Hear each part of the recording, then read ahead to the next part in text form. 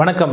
இந்த தக் லைஃப் படத்தினுடைய ப்ரமோஷனில் கமலஹாசன் கன்னட மொழியை குறித்து பேசினார். அது பெரிய சர்ச்சையாச்சு. அதை பற்றி நம்ம ஒரு வீடியோ போட்டிருந்தோம். அந்த வீடியோவில் திராவிட மொழிகளினுடைய வரலாற்றை பற்றி நம்ம பேசியிருந்தோம். திராவிட மொழி என்ன மொழி, அது காட்டு, அது என்ன பரோட்டா மொழி அப்படின்லாம் கீழே கமெண்ட் செக்ஷனில் ரொம்ப மரியாதையாக கமெண்ட் பண்ணியிருந்தீங்க.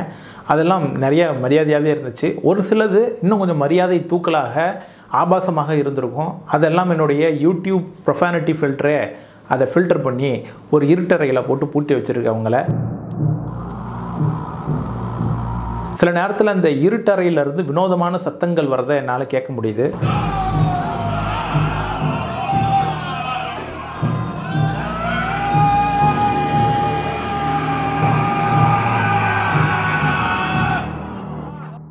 ரொம்ப மோசமான நிலைமையில் இருக்கிறார்கள். சொல்லப்போனால் crazy things are happening to these people, actually sick people அப்படி தான் இவங்களை சொல்லணும். சரி, இந்த திராவிடம் அப்படின்ற ஒரு டேர்மினுடைய பயன்பாட்டுக்கு எதிரான குரல் எப்போ முதல்ல வந்துச்சு?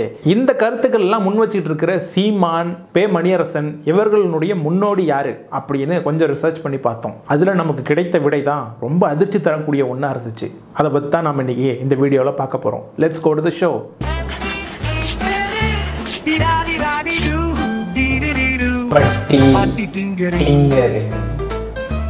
திராவிடன்னா யாரு, திராவிடம்னா என்ன சொல்லு, எவங்கிட்டையாவது பதில் இருக்கா அப்படின்னு கேட்பாங்க.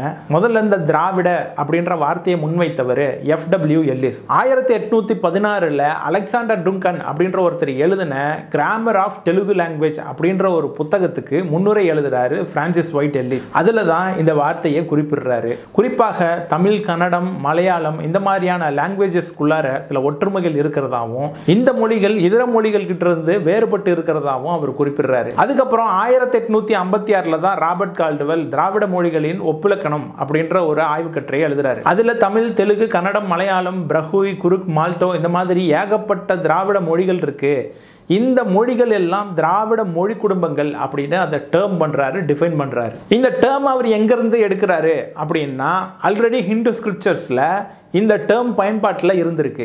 இந்த டேர்ம் எதை குறிப்பிடுது? அன்றைக்கு இருந்த இந்திய நிலப்பரப்பின் சதர்ன் ரீஜனை தான் அது குறிப்பிட்டிருக்கு. குறிப்பாக ராமாயணம், மகாபாரதம், மனுஸ்மிருதி இந்த மாதிரியான ஸ்கிரிப்சர்ஸ்ல திராவிட அப்படின்ற ஒரு வார்த்தை வருது. அது ஒரு ஜியோகிராபிக்கல் ஏரியாவை தான் குறிப்பிடுது. இந்த திராவிட அப்படின்ற ஒரு வார்த்தை அன்னைக்கு புழக்கத்தில் இருந்திருக்கு. அதனால தான் அவர் அந்த டேர்மை பயன்படுத்துறாரு. ஸோ இதுக்கு முன்னாடி திராவிட அப்படின்ற ஒரு வார்த்தை ஒரு ஜியோகிராபிக்கல் டேர்மா இருக்கு. அதுக்கப்புறம் கால்டுவெல் இந்த மொழி குடும்பங்களுக்கு அந்த பெயர் வைக்கிறாரு. ஸோ முதல்ல ஒரு ஜியோகிராபிக்கல் டேர்மா இருக்கிறது, பின்னாட்களில் அது ஒரு மொழி குடும்பங்களுடைய பெயரா மாறுது. அதுக்கப்புறம் 1890 தான் அயோத்திதாச பண்டிதர் இதை ஒரு பொலிட்டிக்கல் ஐடென்டிட்டியா கையில் எடுக்கிறாரு. திராவிட அப்படின்ற ஒரு வார்த்தை முதல்ல ஒரு பொலிட்டிக்கல் ஐடென்டிட்டியா மாறுது. அது மட்டும் இல்லாம திராவிட மகாஜன சபா அப்படின்ற ஒரு இயக்கத்தை தோற்றுவிக்கிறாரு. அயோத்திதாச பண்டிதர் தொடங்கிய திராவிட மகாஜன சபா அப்படிங்கிறது பெரியாருக்கு முன்னாடி இருந்த ஒரு செல்ஃப் ரெஸ்பெக்ட் மூவ்மெண்ட். அதுக்கு பிறகு பல ஆண்டுகள் கழிச்சு தான் இந்த திராவிட அப்படின்ற ஒரு வார்த்தையினுடைய பயன்பாட்டுக்கு எதிராகவே சிலர் குரல் கொடுக்குறாங்க. அதுல மறைமலை அடிகள் தான் முன்னோடி. 1916 இருந்து 1918 இடைப்பட்ட காலகட்டத்தில் தான் தனித்தமிழ் இயக்கத்தை அவர் தோற்றுவிக்கிறார். அவருக்கு தமிழர்களை திராவிடர் அப்படின்னு ஐடென்டிஃபை பண்றது பெரிய ப்ராப்ளமாகவே இருந்திருக்கு. சொல்ல போனா மறைமலை அடிகள் ஒரு தீவிர சைவ பக்தர். ஆனா பார்ப்பன எதிர்ப்பு, சமஸ்கிருத எதிர்ப்பு இதுலெல்லாம் அவருக்கு உடன்பாடு இருக்கிறது. தமிழ் மொழியில சமஸ்கிருதத்தினுடைய தாக்கம் அதிகமாக இருக்கிறது. நாம முயற்சி செய்தால் தமிழ் மொழியை சமஸ்கிருதத்திலிருந்து பிரித்தெடுக்க முடியும், மீட்டுருவாக்கம் செய்ய முடியும் அப்படின்னு நம்பினார். ஆனாலும் மறைமலை அடிகள் சைவ பக்தரா இருந்ததுனால இங்க சமூகத்தில் இருந்த சாதிய ஏற்றத்தாழ்வுகளுக்கோ சாதிய ஒடுக்குமுறைக்கு எதிராகவோ பெரிய போர்க்குரல் எல்லாம் எழுப்பல. சொல்ல போனா தலித்துகளுடைய ஆலய நுழைவு போராட்டங்கள் எல்லாம் அவருக்கு பெரிய உடன்பாடு இல்லை. நால்வர்ண முறைய இந்த கலாச்சாரத்தினுடைய ஒரு அங்கமாக பார்த்தார் மறைமலை அடிகள். இந்த மாதிரியான விஷயங்கள்லாம் அவருடைய எழுத்துக்கள்லேயே வெளிப்படுது. அதுக்கப்புறம் இந்த தனித்தமிழ் இயக்கத்தினுடைய கொள்கைகளை பாவலரேறு பெருஞ்சித்திரனார், கே அப்பாதுரை பிள்ளை, சோமசுந்தர பாரதியார், உவே சுவாமிநாத ஐயர், டிபி மீனாட்சி சுந்தரம் இவர்கள் எல்லாம் இதை அடுத்த கட்டத்துக்கு எடுத்து செல்கிறார்கள். இந்த தனித்தமிழ் இயக்கத்தை சேர்ந்தவர்களுக்கு இந்த மொழி எப்படி தோற்றுவிக்கப்பட்டிருக்கும், முதல்ல இது வேற ஒரு வடிவத்தில் இருந்து இப்படி ஒரு வடிவத்துக்கு மாறி இருக்குமா அப்படின்ற எவல்யூஷன் ப்ராசஸ்,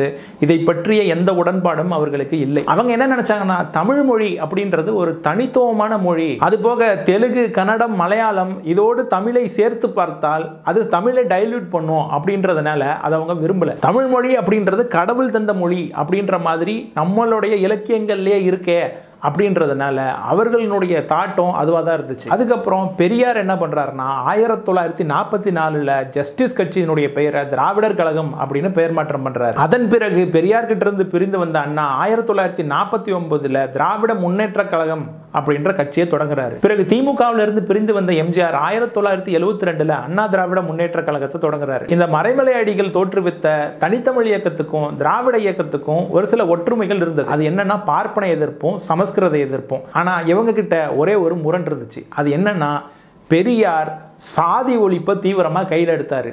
சாதியை ஒழிக்கணும்னா இந்த மதத்தை ஒழிக்கணும், அதுக்கு கடவுளை ஒழிக்கணும் அப்படின்னு ஒரு எக்ஸ்ட்ரீம் முடிவை எடுத்தார். அதை இந்த தனித்தமிழ் இயக்கத்தை சேர்ந்தவர்களால் எடுக்க முடியல. பெரியாரினுடைய இந்த முடிவை அவர்கள் தமிழர்களுடைய கலாச்சாரத்தின் மீது நடத்தப்பட்ட ஒரு தாக்குதலாகவே பார்த்தாங்க. அது போக திராவிட அப்படின்ற ஒரு டெர்மினாலஜியே அவங்க அக்செப்ட் பண்ணிக்கிறதா இல்லை. அதுக்கு காரணம் டிராவிடியன் அப்படின்ற ஒரு வார்த்தையை ஒரு யூரோப்பியன் கான்ஸ்ட்ரக்டாக பார்த்தாங்க. அது ஒரு தமிழ் வார்த்தையும் கிடையாது, அது ஒரு சமஸ்கிருத வார்த்தை அப்படின்ற மாதிரியான காரணங்கள்லாம் அவங்களுக்கு பெரிய முரணாக இருந்தது. திராவிட இயக்கத்தை சேர்ந்தவர்களுக்கு இந்த தனித்தமிழ் இயக்கத்தை சேர்ந்தவர்கள் பெரிய ரைவல்ரியா இருந்து வந்தாங்க அப்படின்றது தான் உண்மை. திராவிட அப்படின்ற ஒரு டேர்முக்கு அகேன்ஸ்டான வாய்ஸ் எங்கிருந்து உருவாச்சு அப்படின்றத நம்ம பார்த்தோம்.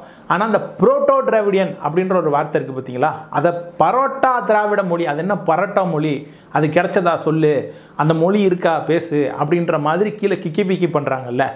அது ஏன் இந்த பரோட்டா திராவிட மொழி, பரோட்டா அப்படின்ற ஒரு வார்த்தை ஏன் இடம்பெறுது அப்படின்னா, கிமு 4000 ஆண்டு காலகட்டத்திலேயே இங்கே இருக்கிற கோவில்பட்டியில் இருக்கிற மாறன் பரோட்டா கடையிலிருந்து பரோட்டாக்கள் பார்சல் அனுப்பப்பட்டது. அந்த பார்சலை பிரித்து பரோட்டாக்களை சாப்பிட்ட இண்டஸ் வேலி சிவிலைசேஷனை சேர்ந்த மக்கள் அந்த பரோட்டாக்களை மென்று சாப்பிடும்போது சவுக்கு சவுக்கு சவுக்குன்ற ஒரு சத்தம் கேட்டுச்சு. அந்த சத்தத்தை பயன்படுத்தி அவங்க பேச ஆரம்பித்தாங்க. அதனால தான் அதுக்கு பரோட்டா திராவிட மொழி அப்படின்ற ஒரு பெயர் காரணம் வந்தது. இப்படி சொன்னால் நீங்கள் அக்செப்ட் பண்ணிப்பீங்க. அப்போ உண்மை என்னன்னு தெரிஞ்சுக்கணுன்ற ஒரு ஆவல் இருக்கா இல்லையா? அதுதான் சொல்றேன், கேளுங்க. புரோட்டோ டிராவிடியன் லாங்குவேஜ், புரோட்டோ அப்படின்ற ஒரு வார்த்தை பயன்படுத்தப்படுது.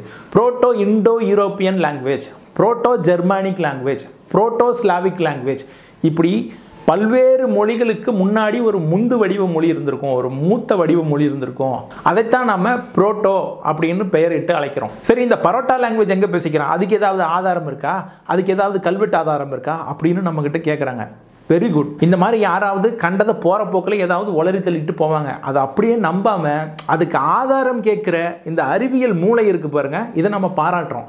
ஆனால் அதே சமயத்தில் உலகத்தில் தோன்றின முதல் மொழியாக தமிழ் மொழி தான் அப்படின்னு யாரோ சொன்னால் எதுவும் கேட்காம அப்படியே அக்செப்ட் பண்ணிக்கிறீங்கல்ல. இந்த முரணுக்கு பேர் தான் ஸ்பெஷல் ப்ளீடிங் ஃபேலசி. அதாவது ஆதாரங்கள் இருக்கணும் அப்போ தான் நம்புவோம் அப்படின்னு நம்ம ரூல்ஸ் அண்ட் ரெகுலேஷன்லாம் வச்சுருக்கோம். அதாவது இந்த ரூல்ஸு ரெகுலேஷன் ஆதாரம் வேணும், இதெல்லாம் வந்து மற்றவங்களுக்கு, நமக்கு நம்ம தமிழ் மொழியை பற்றி பேசுகிறோம். அதனால இதெல்லாம் எக்ஸெப்டட், நத்திங் நீடட், ஆதாரங்கள் தேவையற்றது அப்படின்ற மாதிரியான போக்கு நம்ம ஆட்கள் கிட்ட நிறையவே இருக்குது. பட் இவங்க கேட்குற கேள்வி ரொம்ப கரெக்டான கேள்வி. புரோட்டோ திராவிடம் அப்படின்றதே ஒரு ஹைப்போதிசிஸ் தானே அப்படின்லாம் கேட்குறாங்க. வெரி குட், நல்லா ஃபாலோ பண்ணியிருக்கீங்க. ஹைப்போதிசிஸ்னா என்ன?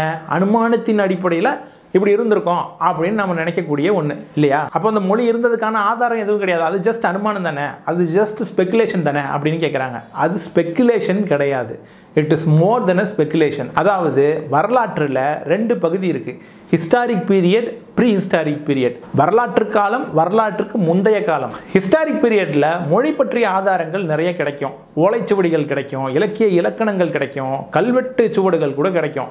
ஆனால் ப்ரீ ஹிஸ்டாரிக் பீரியடில் என்ன நடந்தது அப்படின்றது நமக்கு தெரியாது. ஏன்னா அப்போ மொழி எழுத்து வடிவம் வர்ற அளவுக்கு எவால்வ் ஆகிருக்காது, அது ஒரு பேசப்பட்ட மொழியாக மட்டுமே இருந்திருக்கும். அதனால அது எழுதப்பட்டிருக்காது, எழுதப்பட்ட ஆதாரங்கள் எதுவும் நமக்கு கிடைக்காது. அப்போ என்ன நடந்தது அப்படின்ற விஷயம் நம்ம யாருக்குமே தெரியாது. இப்போ என்ன பண்ண முடியும் அப்படின்னா டிபேட் பண்ண முடியும். இப்போ based on certain facts and certain observation இதுதான் நடந்திருக்கும் அப்படின்னு அனுமானித்து நான் ஒரு கருத்தை சொல்லலாம், நீங்க அதே மாதிரி வேற ஒரு அனுமானத்தில் நீங்க ஒரு கருத்தை சொல்லலாம். இந்த அனுமானங்களை தான் ஹைப்போதிசிஸ் அப்படின்றாங்க. ஹைப்போதிசிஸ் அப்படின்றது ஆதாரமற்றது தானே, அது ஜஸ்ட் ஸ்பெகுலேஷன் தானே அப்படின்னு சொல்றவங்களுக்கு அப்படி பார்த்தா பிக் பேங்னு ஒரு விஷயம் நடந்தது அப்படின்னு ஹைப்போதிசிஸ் இருந்தது. அதுக்காக அது ஜஸ்ட் ஹைப்போதிசிஸ் தானே, அதுக்கு ப்ரூஃப் ஏதாவது இருக்கா, எங்கேயாவது கல்வெட்டு ஆதாரங்கள் இருக்கா அப்படின்னு கேட்குற மாதிரி இருக்குது. பட் பின்னாட்களில் எட்வின் ஹபிள் டெலஸ்கோப் மூலமாக நம்ம அப்சர்வ் பண்ண கேலக்சிஸ்னுடைய red shift, cosmic microwave background, இந்த விஷயங்கள் எல்லாம் பொருத்தி பார்க்குறப்போ பிக் பேங் தியரியை சயின்டிஃபிக் உலகம் அக்செப்ட் பண்ணிக்கிச்சு. அவுட் ஆஃப் ஆஃப்ரிக்கான்னு ஒரு தியரி இருக்குது. மனிதர்களுடைய மூதாதையர்கள் ஆப்பிரிக்கா கண்டத்திலிருந்து மைக்ரேட் ஆகி பல்வேறு கண்டங்களுக்கு புலம்பெயர்ந்தார்கள் அப்படின்னு நாம சொல்கிறோம். ஏதாவது கல்வெட்டு ஆதாரங்கள் இருக்கா, இல்லை யாராவது எழுதி வச்சுட்டு போனாங்களா, யாராவது கண்ணில் பார்த்துருக்காங்களா? இல்லை. அவுட் ஆஃப் ஆஃப்ரிக்கா தியரிக்கு ஜெனட்டிக்கல் எவிடன்ஸ், பல்வேறு இடங்களில் கிடைக்கக்கூடிய ஃபாசில்ஸ், ஆர்கியாலஜிக்கல் சைட்ஸில் கிடைக்கக்கூடிய ஆதாரங்கள், இதெல்லாம் வைத்து அவுட் ஆஃப் ஆஃப்ரிக்கா தியரியை சயின்டிஃபிக் உலகம் அக்செப்ட் பண்ணிக்குது. லூகா LUCA அப்படின்ற ஒரு ஹைப்போதிசிஸ் இருக்கு. அதாவது லாஸ்ட் யூனிவர்சல் காமன் ஆன்செஸ்டர். இந்த உலகத்தில் இருக்கிற உயிர்கள், இதுக்கு முன்னாடி இந்த உலகத்தில் வாழ்ந்த உயிர்கள், இதெல்லாம் ஒரு மூல உயிரிலிருந்து தான் வந்திருக்கணும் அப்படின்னு சொல்லக்கூடிய ஒரு ஹைப்போதிசிஸ். அதுக்கு ஏதாவது ஆதாரங்கள் இருக்கா, கல்வெட்டு ஆதாரங்கள் இருக்கா, யாராவது நேரில் பார்த்தாங்களா?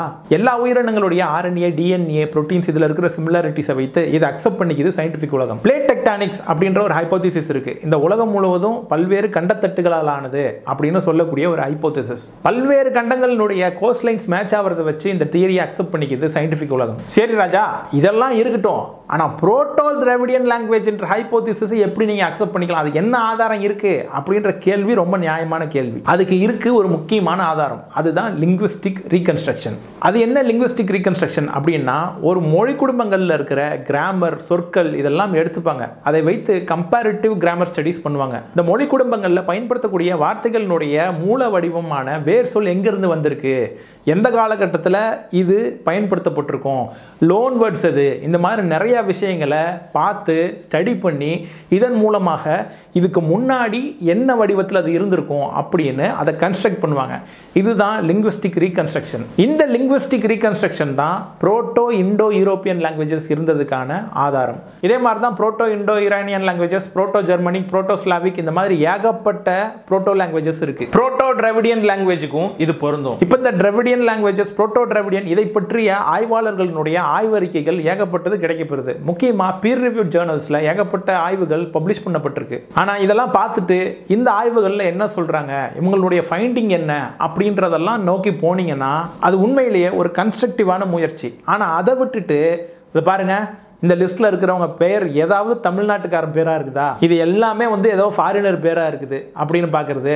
பாருங்க, இந்த பத்ரி ராஜுன்னுலாம் போட்டிருக்குது, இவரெல்லாம் தமிழரா இருப்பாரா, இவெல்லாம் தெலுங்குக்காரராக இருப்பாங்க, இல்லை கன்னடக்காரராக இருப்பாங்க அப்படின்ற மாதிரியான ரீசனை வச்சு இந்த மாதிரியான ஆய்வுகள்லாம் நான் ஏற்றுக்கொள்ள மாட்டேன் அப்படின்னு எந்த ஒரு ரீசனும் இல்லாமல் இந்த எவிடன்ஸு, இந்த ஃபைண்டிங்ஸு இதெல்லாம் டிஸ்மிஸ் பண்ணுறதுக்கு பேர் என்ன?